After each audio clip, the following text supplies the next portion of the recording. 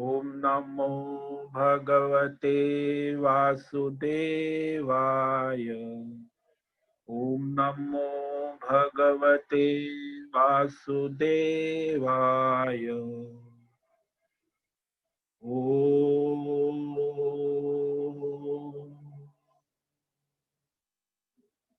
ओम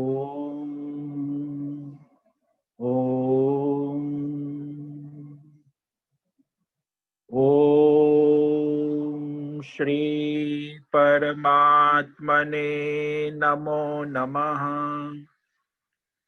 ओम गंगणपतये नमो नमः। ओम ऐं ह्रीं श्रीं सं सरस्वत्यै नमो नमः। ओम गुं गुरुभ्यो नमो नमः। ओम सहनाववतु सहनौ भुनक्तु सह वीर्यं करवावहै तेजस्विनावधीतमस्तु मा विद्विषावहै। ओम शांति शांति शांति। सदाशिवसमारम्भाम् शङ्कराचार्यमध्यमाम् अस्मदाचार्यपर्यन्ताम् वन्दे गुरुपरम्परा।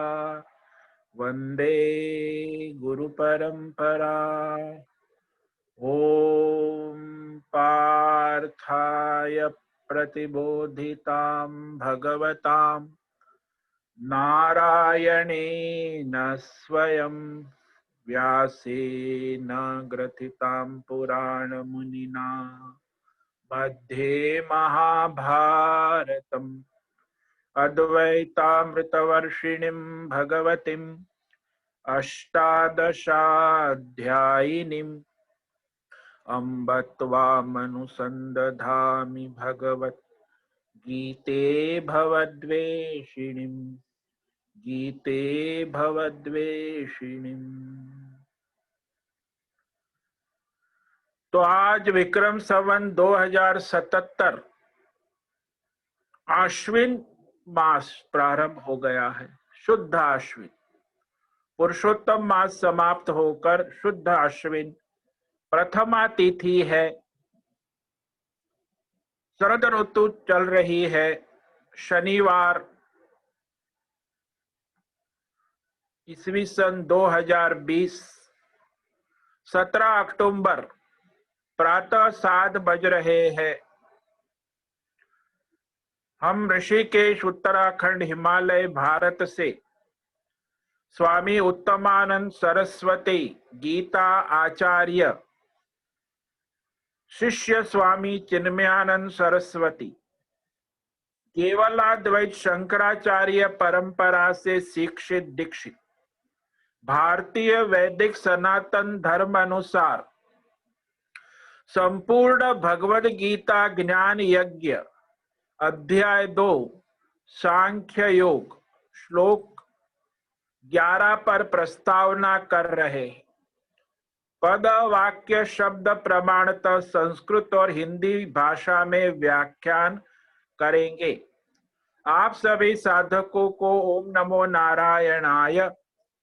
आप सभी सावधानी पूर्वक एकाग्रता से स्थिर बैठकर भगवद गीता श्रवण साधना करें, अभ्यास करें, चिंतन मनन करें और अपने जीवन में चरितार्थ करें। तो कल जो भूमिका में हमने कहा था प्रवृत्ति धर्म और निवृत्ति धर्म। प्रवृत्ति धर्म में पाप पुण्य धर्म अधर्म सकाम कर्म भक्ति ध्यान और निष्काम धर्म कर्म भक्ति ध्यान तो ये सकाम निष्काम सब जो है प्रवृत्ति धर्म में आता। ये जो प्रवृत्ति धर्म है संसारी बुद्धि है, अज्ञान बुद्धि है। अज्ञान बुद्धि जब तक है तब तक प्रवृत्ति है। निवृत्ति धर्म जो है वो आत्मज्ञान बुद्धि है, भगवत बुद्धि है। तो यह संन्यास, आत्मज्ञान, ज्ञान योग जो निवृत्ति धर्म है,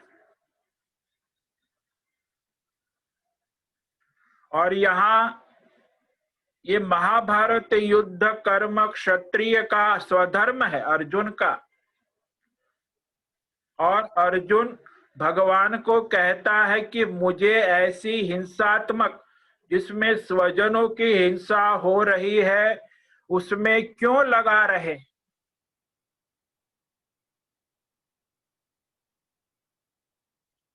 अर्जुन जो है वह अपना स्वधर्म छोड़कर निवृत्ति धर्म स्वीकार कर बैठ गया है, वो भी महाभारत युद्ध के मैदान। संसार में भी ऐसा ही होता है, ज्यादातर लोग जो है अपना स्वधर्म छोड़कर संन्यास लेकर साधु बाबा बनकर यहाँ घूम रहे हरिद्वार ऋषिकेश। न स्वधर्म किया है, न कर्म योग है, न ध्यान योग है, न भक्ति योग है। तो अपने निवृत्ति धर्म को स्वीकार कर लिया, वस्त्र पहन लिए और फिर बाबा बनकर यहाँ वहां भटकते रहते हैं। अरे सन्यास का अधिकार तो तभी प्राप्त होता है जब आपके अंदर योग्यता हो, विवेक है, वैराग्य है, इंद्रियों का संयम है, वाणी का संयम है, मन की शुद्धि है, बुद्धि में भगवत बुद्धि है, तो वो सन्यास शोभायमान देता है। बाकी तो अपने लिए और दूसरों के लिए मनोरंजन का साधन हो जाता, एंटरटेनमेंट, जोकर। तो कई साधु जोकर का जीवन जीते हैं, जोकर की तरह जोक करते हैं, सत्संग में भी जोकर की तरह, वेदांत गीता के प्रवचन में चुटकुले जोक ये सब करते रहते, उससे ज्ञान नहीं होता, मनोरंजन होता है। तो कितनी संस्था वाले, कितने अंतरराष्ट्रीय वक्ता लोग बहुत चुटकुले, सत्संग में चुटकुले नहीं होते, शायरी नहीं होती, शेर नहीं होते, सत्संग नहीं है, मनोरंजन है। इसलिए आजकल के जमाने में मैं देखता हूँ यूट्यूब पे और सारे कथाकार लोग बस यही करते हैं, मनोरंजन करते हैं, चुटकुले, गाना बजाना, शायरी शेर, ये वो, ये क्या है, मनोरंजन का साधन है। मूर्ख लोग हैं और उन्होंने धर्म को बर्बाद कर रखा है। तो कर्म और ज्ञान दोनों साथ में नहीं हो सकते, प्रवृत्ति धर्म और निवृत्ति। कहीं भगवान ने गीता में दोनों साथ में करना, ऐसा एक भी श्लोक, एक भी शब्द नहीं है कि दोनों साथ में हो सकता है। गृहस्थी भी हो सकती है और सन्यास, घर में रहकर हम सन्यासी की तरह रह सकते हैं, सन्यासी भी गृहस्थी की तरह रह सकता है, ऐसा कहीं भगवान ने गीता में नहीं कहा। कहां से आ गया पता नहीं, समाज में भ्रम और भ्रांति कि गृहस्थी और सन्यास दोनों साथ में हो सकता है, कतई नहीं हो सकता। तो यहाँ ये जो भ्रम है उसको निवारण करने के, क्योंकि अज्ञान राग द्वेष के कारण कर्म में प्रवृत्ति है और वो कर्म करता है अज्ञान से, राग से, द्वेष से, मोह से। अब उसे प्रवृत्ति करने में विशेष धर्म अधर्म का विवेक करने के बाद दान, तप, उपासना, ये सब कर्म योग, ध्यान योग, भक्ति योग, यह उसकी साइकोलॉजिकल, मानसिक शुद्धि, शारीरिक शुद्धि, वाणी की शुद्धि, बुद्धि की शुद्धि, ये सब आवश्यक है। तभी वहां भगवत ज्ञान उत्पन्न होता है, टिकता है। तो परमार्थ तत्व का ज्ञान के लिए योग्यता आवश्यक है, संन्यास के लिए योग्यता आवश्यक। तो जो आत्मज्ञानी है, परमात्मा में स्थित है, जो निवृत्ति धर्म है, त्याग धर्म है, वहां कोई संसारी पना नहीं है, केवल भगवत ज्ञान। तो वहां निवृत्ति धर्म में प्रवृत्ति नहीं हो सकती और प्रवृत्ति धर्म में निवृत्ति नहीं हो सकती। दौड़ना और बैठना दोनों साथ में नहीं हो सकता। जब आप दौड़ रहे थे तो आप बैठे नहीं है, और जब आप बैठे हैं आराम से तो आप दौड़ नहीं रहे। दौड़ना और बैठना दोनों साथ में कभी किसी काल में हो नहीं सकता। भगवान भी अवतार लेते हैं। श्री कृष्ण भगवान क्षत्रिय उचित कर्म करते, फिर भी भगवान जो है वह लोक संग्रह कल्याण धर्म की स्थापना के लिए अवतार। तो कर्म सारे जो है लोक संग्रह। भगवान के कर्म कोई फल की आकांक्षा या अहंकार से नहीं है। अज्ञानी लोग में ये दोष होता है, अहंकार और फल की आकांक्षा। अज्ञान के कारण वह कर्म करते हैं, दिन रात बड़े बड़े कर्म करते, उसमें मूलभूत अहंकार होता है। और दूसरा फल की कामना तृष्णा होती, मुझे ये फायदा होगा। और दुनिया में जितनी बातचीत होती है 90% 99 लोग बात करते हैं तो ये शब्द आएगा, उसमें क्या फायदा, उसमें क्या फायदा। बस ये फायदा और नुकसान देखने वाला अज्ञानी है। जब तक बुद्धि में ये फायदा फायदा फायदा, नुकसान नुकसान नुकसान की वृत्ति चलती है तो आप कर्म के अधिकारी। फलाकांक्षा ये बहुत बड़ा रोग है संसार में अज्ञानियों की। और उसके साथ फिर अहंकार जुड़ा हुआ है।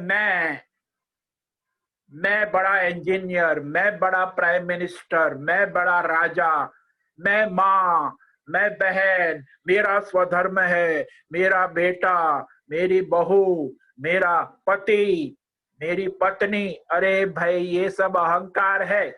जितने भी आप अहंकार से, पर उसके साथ फिर सबको फल की आकांक्षा अपेक्षा है एक दूसरे से। पति को पत्नी से अपेक्षा है, पत्नी को पति से अपेक्षा है, राजा को प्रजा से अपेक्षा है, प्रजा को राजा से अपेक्षा है। अहंकार और फल की आकांक्षा, तो वहां ये हो जाने के कारण कर्म भी परमार्थ के लिए नहीं हो सकता, क्योंकि वहां अहंकार है, कामना है।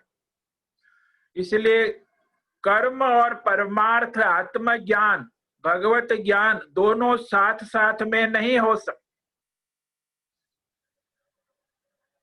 यानी भगवत बुद्धि और अहंकार बुद्धि साथ में नहीं हो सकती।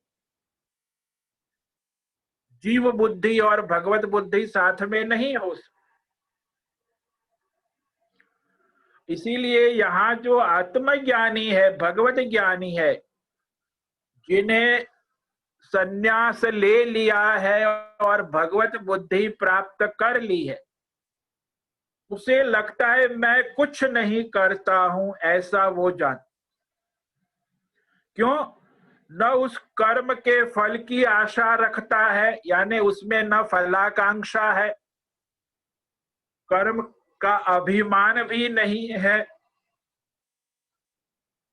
न उसे स्वर्ग की इच्छा है, न भोग की इच्छा है, सकाम कर्म की साधना नहीं है।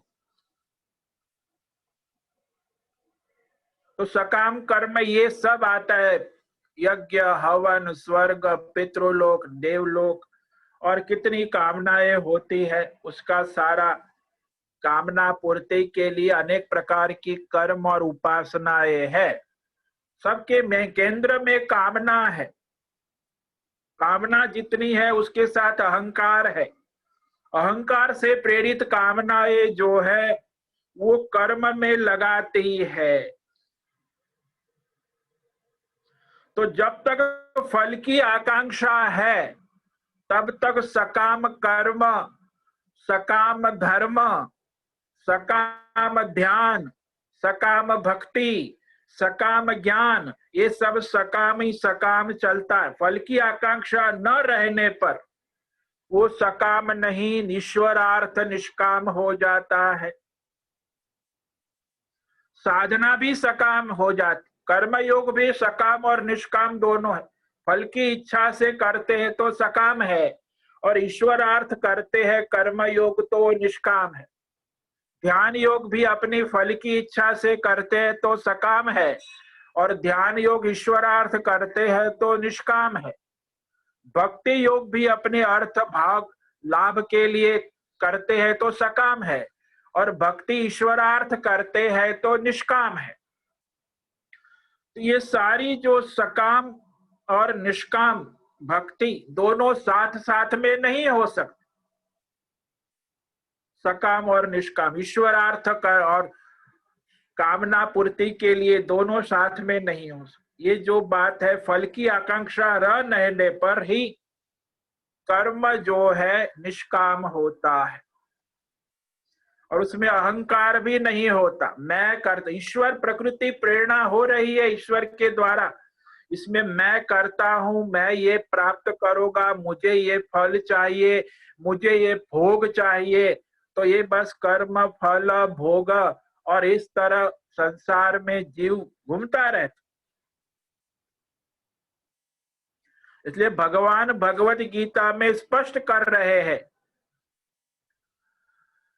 कि मनुष्य को अपना स्वधर्म करना चाहिए। अर्जुन भी स्वधर्म छोड़कर बैठ गया है, न युद्ध से गो, मैं युद्ध नहीं करूंगा। और संसार में भी कई लोग अपना स्वधर्म छोड़कर बैठे हुए।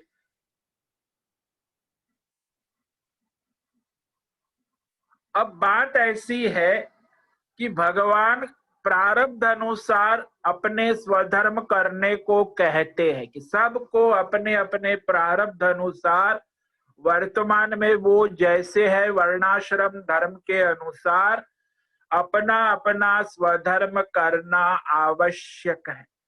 नहीं किया तो परधर्म हो गया, और उस परधर्म के कारण भगवत मार्ग में बाधा उत्पन्न होती है, परमार्थ नहीं होता। जो स्वधर्म नहीं करता है वो अधर्म ही करता है। और इस तरह यहाँ संसार में देखा जाता है। कई लोग सन्यासियों का दृष्टांत देते हैं, कई लोग जनक राजा का दृष्टांत, जनक राजा को सिद्धि प्राप्त हो गई।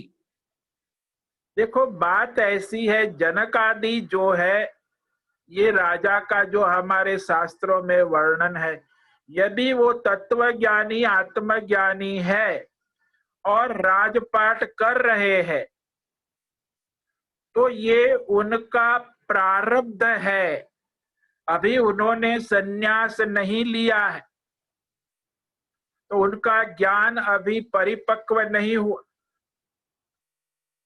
यदि वह आत्मज्ञानी है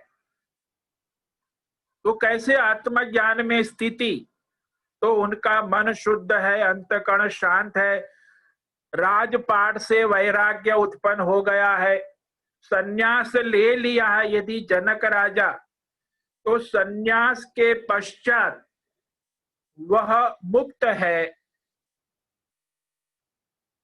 तब तक वह जो साधन कर रहे हैं, मतलब वो साधक है, तत्व ज्ञानी, ज्ञान है लेकिन वो साधना का है, अभी वो आत्म सिद्धि प्राप्त नहीं हुई।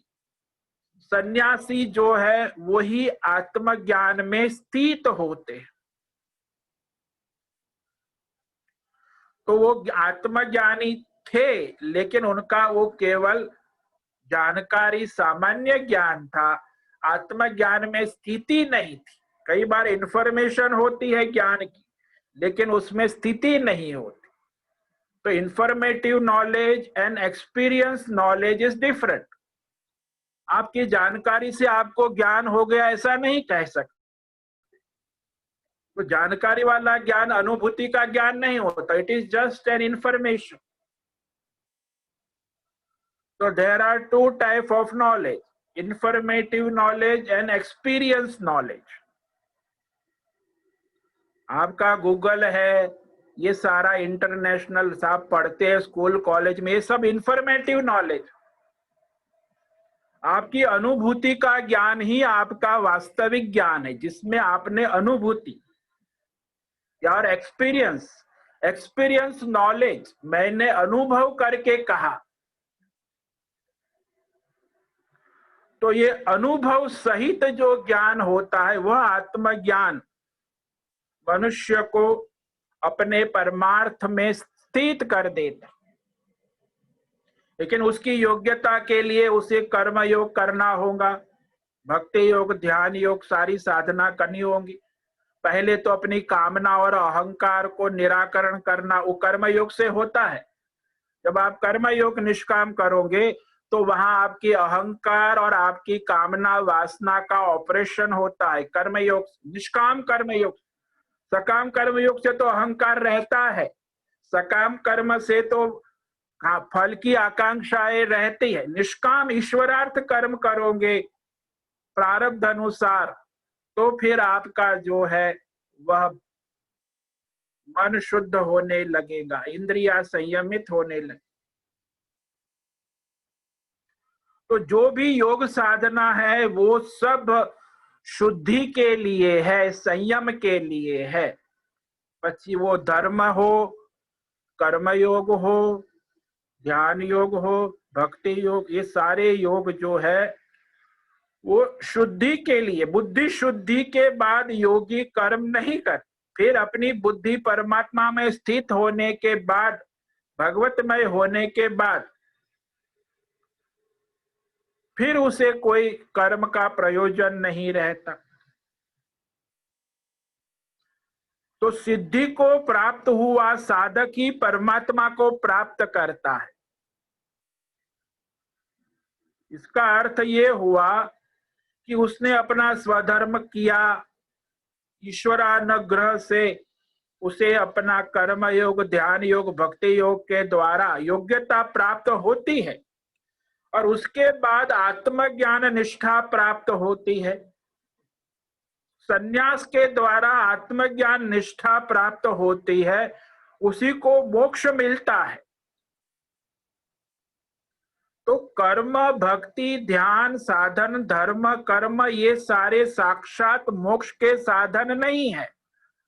साक्षात मोक्ष का साधन आत्मज्ञान है, लेकिन आत्मज्ञान के लिए ये साधन करना आवश्यक है।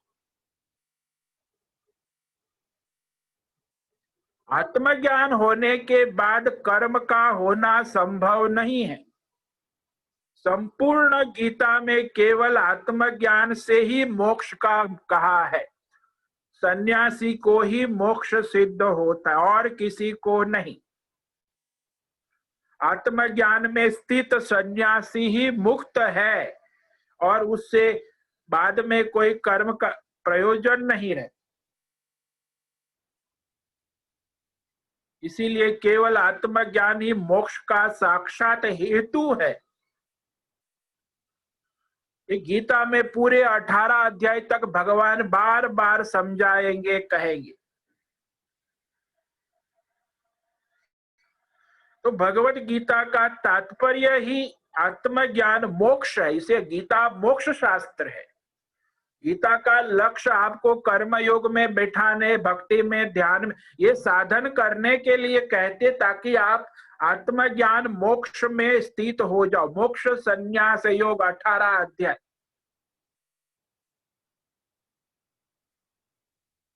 तो परंपराया ये निर्णित होता है। आप वहां मुंबई से ट्रेन में बैठकर यहाँ ऋषिकेश आना चाहते हो तो फिर आप वहां से बैठोगे, रास्ते में सारे स्टेशन आएंगे सब। उसके बाद दिल्ली से आप जब हरिद्वार आएंगे, ऋषिकेश पहुंचेंगे, तो ये सारी साधना करनी होगी। आप अपने घर में बैठकर ऐसा नहीं कहते कि मैं ऋषिकेश में हूं, I feel that I am in Rishikesh. आप अपने घर में बैठकर ये फीलिंग करोगे तो आपका भ्रम है। घर में बैठकर कोई ऋषिकेश नहीं पहुंचता, उसके लिए साधन करना पड़ता है, साधना करनी पड़ती है। और साधना के बाद जब साध्य पहुंचे ऋषिकेश, तब जाके आप कह सकते कि मैं ऋषिकेश में हूं। अपने घर में बैठकर आप ऐसा नहीं कहते मैं ऋषिकेश में हूं। ऐसे ही आप कहते मैं भगवतमय हूं, मैं भगवान के ज्ञान में स्थित हूं, ऐसा आप नहीं कह। पहले आपको स्वधर्म करना होगा। कर्म योग, ध्यान योग, भक्ति योग से विवेक वैराग्य उत्पन्न होना है। फिर संयम इंद्रियों का रहना है, मन की शुद्धि होनी है, बुद्धि में विवेक होना है। तब जाके आप साधना के बाद आप साध्य भगवतमय हो जाते, तब मोक्ष होता है। तो मोक्ष के लिए साधना आवश्यक। गीता यही बता रही है साधना का मार्ग। तो गीता में जो है 18 अध्याय है, और यहाँ ये उसमें भगवान जो मार्गदर्शन देना प्रारंभ करते, ये 11वां श्लोक है, अशोच्यानन्व शोचस्त्वम। इसके द्वारा अब 18 अध्याय तक देखो, 6 अध्याय जो है वो कर्म योग की साधना का निरूपण करते, ध्यान योग, कर्म योग। और उसके बाद 6 अध्याय 7 से 12 भक्ति योग का मार्ग, यानी ईश्वर तत्व का ज्ञान देते। जीव का कर्तव्य कर्म योग का 1 से 6 अध्याय मार्गदर्शन है। फिर 7वें अध्याय से लेके 12वें अध्याय तक ईश्वरीय भक्ति, ईश्वर तत्व का निरूपण है। और उसके बाद अध्याय 13 से लेके अध्याय 18 तक जो है वह जीव और ईश्वर एक परमात्मा स्वरूप है, ऐसा जीव और ईश्वर का एकत्व ज्ञान, जिसे तत्व ज्ञान कहते। तत्व ज्ञान ही मोक्ष का साक्षात साधन है। संपूर्ण गीता का यही प्रयोजन है कि आपको मुक्ति प्राप्त हो। मोक्ष संन्यास योग वही उसका अंतिम अध्याय है, 18वां। तो केवल तत्व ज्ञान से ही मोक्ष होता है, और उसके लिए सारी साधना 1 से 18 अध्याय तक भगवान ने मार्गदर्शन दिया। फिर 18 स्टेशन पार करोगे तब आप 18वें अध्याय में मोक्ष संन्यास योग के अधिकारी बनते हो। इसीलिए यहाँ ये भ्रम में नहीं रहना है कि हम ज्ञान हो गया, भगवत ज्ञान हमने समझ लिया। समझने सोचने से कुछ नहीं होता, उसके लिए साधना, अपना स्वधर्म करना आवश्यक है। यहाँ तो अर्जुन के सामने तो स्वयं भगवान खड़े हैं, फिर भी भगवान ने उसको सर पे हाथ रख देते तो अर्जुन को मोक्ष साक्षात्कार हो जाता। भगवान चाहते तो हो जाता, क्यों नहीं हो। तो भी भगवान ने अर्जुन को अपने क्षत्रिय स्वधर्म का उपदेश किया कि तुम क्षत्रिय हो, तुम्हारा स्वधर्म अब निष्काम भाव से करो। सकाम भाव करने से ही आपको विषाद हो गया। सकाम में विषाद होता है, निष्काम में विषाद नहीं होता। स्वधर्म होता है जो मन बुद्धि की शुद्धि करता है। तो इस तरह भगवान जो है यहाँ यह 18 अध्याय मार्गदर्शन प्रारंभ करते हैं। अब हमने जो भूमिका है वो रख दी है। अब हम 11वें श्लोक का प्रारंभ कर रहे हैं, और कल से आगे 11, 12, 13 श्लोक पर व्याख्यान होगा। तो आज जो हमने भूमिका रखी उसमें आपको ये स्पष्ट समझ लेना है कि कभी भी प्रवृत्ति धर्म और निवृत्ति धर्म साथ साथ नहीं हो सकता। इसीलिए सन्यास और गृहस्थी साथ साथ में नहीं हो सकता। अज्ञानी बुद्धि और ज्ञानी बुद्धि साथ साथ में नहीं रह सकते। अज्ञानी है वो अज्ञानी है और ज्ञानी है वो ज्ञानी है। जो भगवत बुद्धि वाला है वो ज्ञानी है और जो संसारी बुद्धि वाला है वो अज्ञानी। दोनों साथ में नहीं हो सकते। इसीलिए यहाँ भगवान मार्गदर्शन देते हैं। तो हम श्लोक पढ़ते हैं उसका थोड़ा, और उसके बाद कल व्याख्यान होगा। ये भगवद गीता का श्लोक नंबर 11 सांख्य योग। अब व्याख्यान आगे के श्लोक में होगा कल से। ओम श्री भगवान उवाच अशोच्यानन्वशोचस्त्वं प्रज्ञावादांश्च भाससे गतासु न गतासुंश्च नानुशोचन्ते पंडिताः। भगवान अर्जुन के प्रति गीता उपदेश प्रारंभ करते हैं।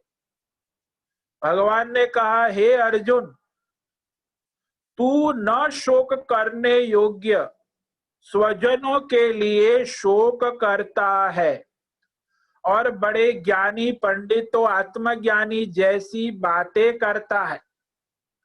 आत्मज्ञानी होते हैं वह जिनके प्राण चले गए और जिनके प्राण चल रहे स्वजनों के, उनके विषय में शोक नहीं करता, क्योंकि वह उनकी आत्मा को जानता है। सबकी आत्मा एक है। जिसको सबकी आत्मा एक है उसमें जो गया और जो है उसका शोक नहीं होता। तो आत्मज्ञान में शोक नहीं होता, इसलिए आत्मज्ञानी कभी शोक नहीं करते। शोक तो अज्ञान से, मोह से होता है। जब तक अज्ञान है, मोह है, तब तक शोक, विषाद, टेंशन, घबराहट है और रहेगी।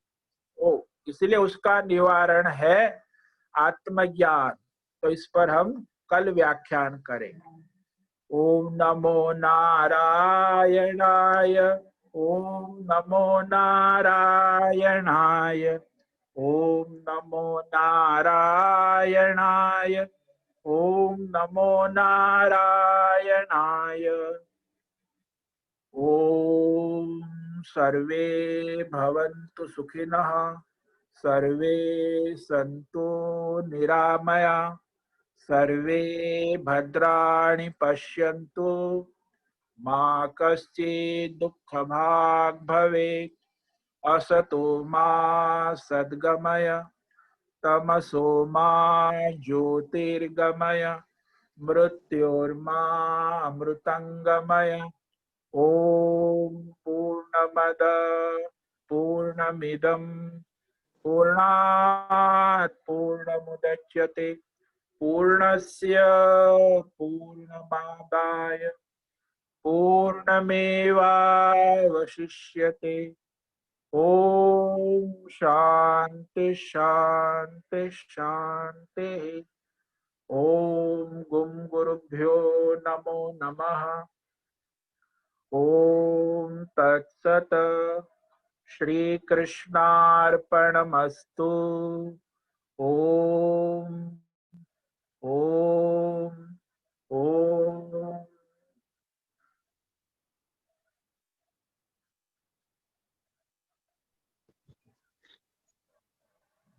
हरिओम स्वामी जी। हाँ बोलो मेरे भाभी। प्रश्न है कि आपने अभी बताया प्रवृत्ति धर्म और निवृत्ति धर्म साथ साथ नहीं हो सकते। हाँ जी। तो निवृत्ति धर्म यही है ना, जो निष्काम धर्म मतलब कार्य करते हैं उसे निवृत्ति धर्म कहते हैं ना? नहीं नहीं नहीं, वो तो अभी प्रवृत्ति धर्म ही है। निवृत्ति धर्म में संन्यास है। संन्यास में केवल आत्मज्ञान है, तत्व ज्ञान। वहां कोई कर्म योग, ध्यान योग, सकाम निष्काम, ये सब प्रवृत्ति धर्म है। निष्काम भी प्रवृत्ति धर्म है। वो ईश्वरार्थ कर रहे हैं, साधना है, तप है। कर्म योग साधना है, निष्काम प्रवृत्ति धर्म है। ध्यान योग प्रवृत्ति धर्म है, साधना है। भक्ति योग प्रवृत्ति धर्म है, साधना है। संन्यास के बाद आत्मज्ञान जो है वो निवृत्ति धर्म है। सन्यासी को आत्मज्ञान में स्थित और चिंतन और भगवत बुद्धि में रहना, तो भगवत बुद्धि जो है ये निवृत्ति धर्म है। और तो बाकी संसार, हाँ बोलो। हाँ, मतलब जब भी हम पूरे पूरे भगवत ज्ञान में स्थित रहते हैं, मतलब हमेशा के लिए स्थिर रहते हैं, उसे संन्यास, हाँ उसे उसे निवृत्त निवृत्ति धर्म संन्यास, कहते हैं। हाँ उसे निवृत्ति धर्म, उसे संन्यास कहते हैं। तो अगर पूरे दिन में, अगर एक दिन का हम वक्त ले, तो 24 घंटे में अगर हम 5 मिनट 10 मिनट भी वो परिस्थिति में रह सकते हैं, अगर उसमें स्थित रह सकते हैं भगवत ज्ञान में, तो उसे क्या कहते हैं? अगर, क्योंकि साधना तो हमें वही करनी है, यही शुरुआत होगी ना हाँ हमारी। हाँ जी, वो साधना है। आपको ऐसे, आप नित्य दृढ़ स्थिति नहीं है, आपकी चंचलता है, मन विक्षिप्त है, स्थिरता नहीं है, तो आप थोड़ी साधना के द्वारा धीरे धीरे पूर्ण स्थिति में आ जाते हैं। तब आप सांसारिक वृत्ति, कर्म योग, ध्यान योग, भक्ति योग आपके साधन हो जाते हैं। उसके बाद आप आत्मज्ञान में पूरी तरह स्थित हो जाते, तो वो संन्यास है। इसीलिए ये थोड़ा जो हम एक्सपीरियंस करते हैं वो केवल साधन है, वो एक अनुभूति नहीं है, स्थिति नहीं है, आत्मस्थिति। जब तक आत्मस्थिति नहीं होती तब तक साधना है और अच्छा। साधन है। साधना और साधन, पूर्ण स्थिति के बाद साधन और साधना समाप्त हो जाती। जैसे आप वहां से निकले हाँ। बोरीवली से, मुंबई से, और यहाँ ऋषिकेश आना चाहते हैं, तो आप ऋषिकेश आए तब तक आपको साधन और साधना करनी है। जब आप हाँ। ऋषिकेश आश्रम में आ गए, फिर आपको कोई साधन साधना करने की आवश्यकता नहीं है, क्योंकि आप ऋषिकेश में पहुंच गए, वहां स्थित हो गए। जब तक आप अच्छा। बोरीवली में है तब तक आपको, रास्ते में है, दिल्ली में है, फिर भी आपको साधन साधना करनी है। हरिद्वार पहुंचे हैं तो भी आपको साधन साधना करनी है। लेकिन आप जब ऋषिकेश पहुंच गए, आश्रम में आ गए, फिर कोई साधन साधना रहते नहीं है। ऐसे ही जब तक आप अच्छा। परमात्मा बुद्धि में, भगवत में पूर्ण रूप से स्थित नहीं हो जाते हैं, तब तक साधन और साधना रहती है। जब अच्छा। तक पूर्ण रूप भगवतमय हो गए, फिर कोई साधन साधना नहीं रहती। अच्छा, मतलब शुरुआत छोटे से ही होगी, वो साधना वैसे ही करनी है ना, जैसे मैंने बोला, पूरे दिन में थोड़ा थोड़ा प्रयत्न करते हैं वो स्थिति में रहने का, फिर वापस मन हाँ उसमें प्रवृत्ति में चला जाता है, हाँ जी, वैसे ये ही ना। साधन है, अभ्यास है। शनि शनि धीरे धीरे अभ्यास के द्वारा आप अपने कर्म योग, ध्यान योग, भक्ति योग अपनी योग्यता के अनुसार साधना करते ही नहीं। निष्काम भाव से करेंगे तब बात बनेगी। सकाम अच्छा। करेंगे तो मन और विक्षिप्त होगा, क्योंकि सकाम में फल की कामना है और अहंकार है। लोग हाँ। साधना भी सकाम करते हैं, कई लोग जो है 90% लोगों की साधना भी सकाम है। कर्म योग करते हैं, ध्यान योग करते, अपने अपने एजेंडा लेकर बैठते, भक्ति योग करते, भगवान के पास मांगते हैं कामना एक। तो ये सब सकाम कामना से तो बात नहीं बनेगी। अच्छा। निष्काम जब साधन, निष्काम साधना होंगी तब बात बनेगी। तो सकाम कर्म करने वाले भी दो प्रकार के, एक को सांसारिक विषय चाहिए और वो कर्म करते हैं, और दूसरे लोग हैं जो अपनी साधना करते हैं भगवान के लिए नहीं, लेकिन अपनी कामनाओं के लिए। हाँ। तो तो ऐसी भगवत साथ वो सकाम हो गई। लेकिन अगर भगवत ज्ञान प्राप्त करना है, वो भी एक कामना ही हुई ना, मुझे वो प्राप्त करनी है, मतलब भगवत ज्ञान प्राप्त करना है, तो वो उसे क्या कहते हैं? वो भी एक कामना ही हो गई ना। देखो, भगवत ज्ञान प्राप्त करने की कामना आपकी है, वो भी एक कामना है, वो भी सकाम है। लेकिन आप ऐसा भगवत समर्पित भाव से कि मैं कोई कामना नहीं, मेरा लक्ष्य केवल भगवान की सेवा है, भगवान की शरणागति है, भगवान का समर्पण है, और मैं सेवा भगवान की करती हूँ, करता हूँ। तो पूर्ण शरणागति और समर्पण से होना है। जब तक वो कामना है कि मुझे भगवत ज्ञान प्राप्त, तो वो भी सकाम हो गया, सकाम ज्ञान हो गया ना। हाँ उसमें हाँ, भी वही कामना, तो। हाँ वो ज्ञान की कामना भी सकाम है ना, वो भी हाँ। निष्काम होना चाहिए, वो भी भगवत समर्पित होना चाहिए।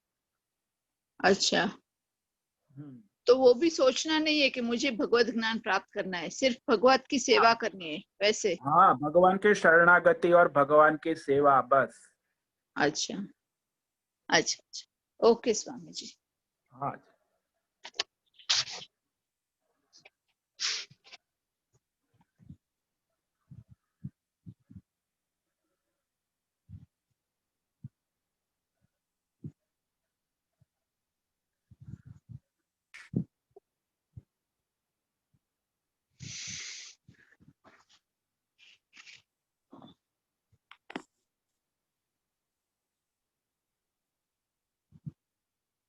स्वामी जी मेरा एक सवाल है।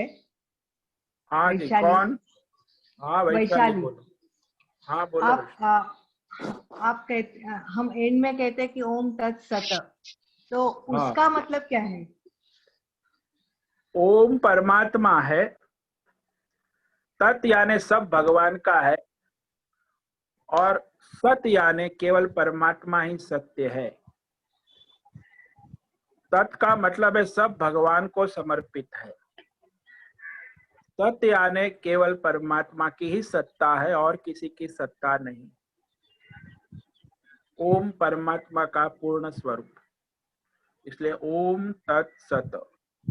ये गीता का आप पढ़ोगे, आपको जो है गीता के जो 17वें अध्याय में ओम तत्सत की व्याख्या है, आखिरी 10 श्लोक आप गीता में वहां पढ़ोगे तो आपको उसका डिटेल पता चलेगा। गीता के अध्याय 17 और श्लोक नंबर जो है आखिर में है, 7-8 श्लोक है 17वें अध्याय की, तो वहां ओम तत्सत की व्याख्या भगवान ने की है 17वें अध्याय में। तो ये जो श्लोक है उसमें आपको मैं संक्षेप में कहता हूं। ओम तत्सत इति निर्देश ब्राह्मणास्त्रिविध स्मृत ब्राह्मणास्तेन वेदास्य विहिता। ओम इति उदारुत, यज्ञ दान तप क्रिया जो भी भगवान को समर्पित भाव से की जाती उसे तत् कहते। तत् अभिसंधाय यानी फल का आशा न रखकर, यज्ञ तप दान क्रिया जो है ईश्वरार्थ मोक्ष आकांक्षा होती है उसे तत् कहते हैं। सद्भावे साधु भावे च, सद्भाव और साधु भाव, भगवत भाव, हम कहते हैं ना अच्छा हुआ, ये प्रयोग करते, ये साधु भाव है। अच्छा हुआ तो ये सद्भाव है, सद इत्येत प्रयुज्य। तो सत शब्द से जो है परमात्मा के साथ जुड़ना, तो ओम तत् सत, ये तीनों जो है परमात्मा के साथ जोड़ने वाले शब्द है। तो इस तरह यहाँ ओम तत्सत ऐसा कहकर हम भगवान को समर्पित हो जाते हैं पूर्णतः। यज्ञ दान तप स्थिति जो भी सत शब्द से कहा जाता है, जो परमार्थ ईश्वरार्थ किया जाता है वो सत है, और जो संसारार्थ किया जाता है वो असत है। तो हम जो भी परमार्थ ईश्वरार्थ करते, यज्ञ दान तप पूजा आराधना सेवा निष्काम भाव से, तो निष्काम भाव से किया हुआ कर्म सत कहा जाता, जो परमात्मा से जुड़ा है, समर्पित। तो ये है ओम तत्सत। ये जो श्लोक है आप उसको पढ़ेंगे अपनी भगवत गीता के 17वें अध्याय के श्लोक नंबर 23 से लेके 27 तक है, उसको आप पढ़ेंगे तो आपको डिटेल में पता चलेगा। समझ में आया वैशाली?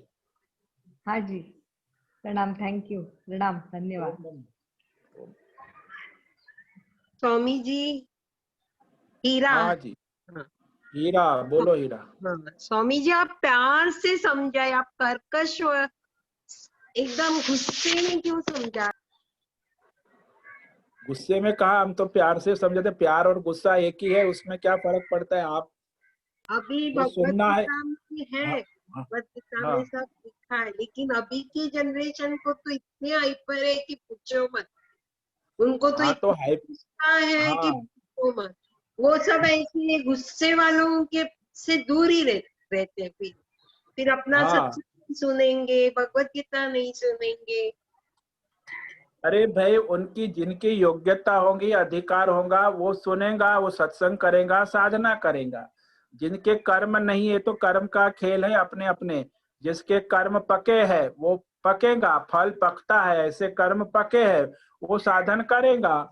जो कच्चा है नहीं पड़ेगा तो नहीं करेगा। वो तो अपने अपने कर्म है सबके।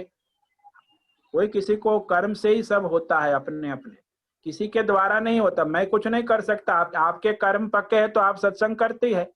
यदि आपके कर्म नहीं पके तो आप नहीं करते। तो ये तो कर्म का खेल है अपने अपने, प्रारब्ध का, प्रारब्ध। समझ में आया हीरा? हाँ, हरिओम स्वामी जी। ओम नमो नारायण। ठीक है, अब समय पूरा हो रहा है। आप सबको ओम नमो नारायणाय। ओम नारायण। ओम नमो नारायणाय। सबको ओम नमो नारायणाय। ओम नमो नारायणाय। ओम नमो नारायण स्वामी जी। ओम नमो नारायणाय। ओम नमो नारायण। ओम नमो नारायणाय स्वामी। ओम नमो नारायणाय स्वामी जी।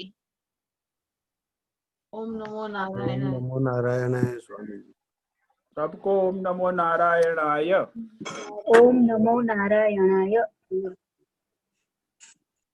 होस्ट को विनंती है कि सत्संग को समाप्त करे। ओम नमो नारायणाय। ओम नमो नारायणाय।